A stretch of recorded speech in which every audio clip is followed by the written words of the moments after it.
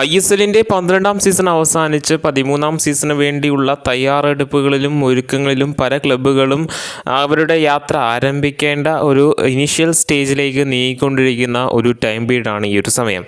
ഈ ഒരു സമയത്ത് പല ക്ലബ്ബുകളും തങ്ങളുടെ ഈ ഒരു ട്രാൻസ്ഫർ നീക്കങ്ങളിലൊക്കെ തന്നെ സജീവമായി കടന്നു വന്നുകൊണ്ടിരിക്കുകയാണ്. ആ ഒരു സാഹചര്യത്തിൽ കേരള ബ്ലാസ്റ്റേഴ്സിൻ്റെ കാര്യങ്ങളിലും നിലവിലെ അവസ്ഥയും ഒക്കെ തന്നെ നമ്മൾ നേരത്തെ തന്നെ വീഡിയോയിലൂടെ ചർച്ച ചെയ്തിട്ടുണ്ടായിരുന്നതാണ്.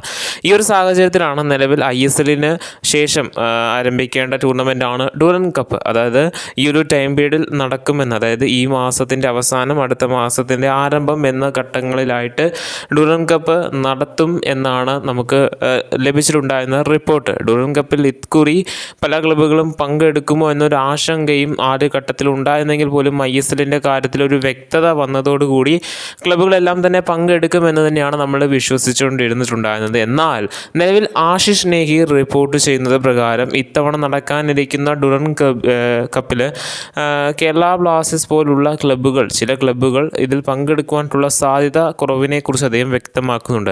അദ്ദേഹം പറയുന്നത് പ്രകാരം നോക്കുകയാണെന്നുണ്ടെങ്കിൽ അദ്ദേഹം നിലവിൽ ഡ്യൂറൻ കപ്പിൽ പങ്കെടുക്കുവാനായിട്ട് സാധ്യതയുള്ള ചില ക്ലബ്ബുകളുടെ ലിസ്റ്റ് നിലവിൽ പുറത്തേക്ക് വിട്ടിട്ടുണ്ട്. അതിൽ പ്രധാനമായിട്ട് മോഹൻ ബഗാൻ, ഈസ്റ്റ് ബംഗാൾ, AC ഡൽഹി, അതുപോലെ തന്നെ നോർത്ത് ഈസ്റ്റ് യുണൈറ്റഡ് FC തുടങ്ങിയ ക്ലബ്ബുകൾ, ജംഷഡ്പൂർ FC തുടങ്ങിയ ക്ലബ്ബുകളുടെ പേര് ഉണ്ടെങ്കിലും കേരള ബ്ലാസ്റ്റേഴ്സ്, FC ഗോവ തുടങ്ങിയ ചെന്നൈയിൻ FC തുടങ്ങിയ ക്ലബ്ബുകളുടെ പേര് ഇല്ല.